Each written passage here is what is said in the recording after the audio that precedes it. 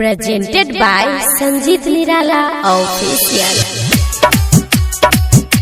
भैया के राखी बान के करबै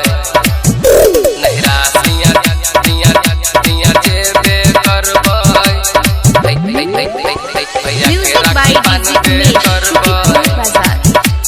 बान के करबै ऐसे लग चलो हमारा नहीं हो ऐसे लग चलो हमारा नहीं हो ए राजा लग चलो हमारा नहीं हो भैया के राखी बांधबे करबै भाई के राखी बांधबे करबै ये सावन में राखी त्योहार ऐसे ये सालों बाद त्योहार नहिरा हम जेबे करबै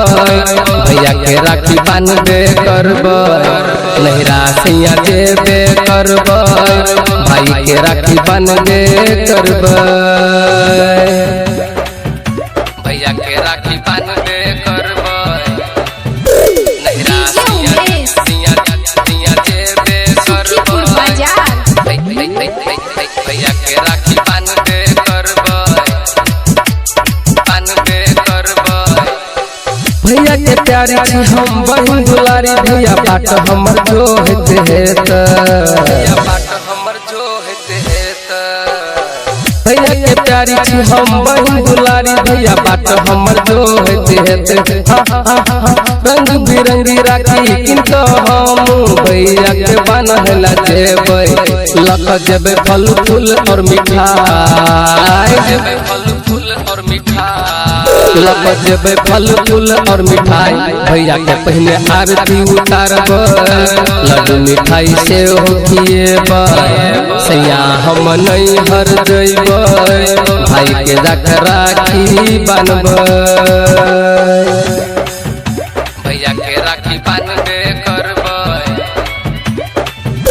नहिरा सिया जेबे करबै भैया के राखी बांधबे करबै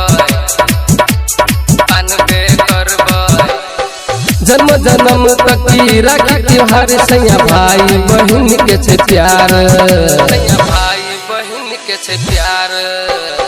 जहाज में राखी हम भैया के बांधबै दुश्मन समान तेने हार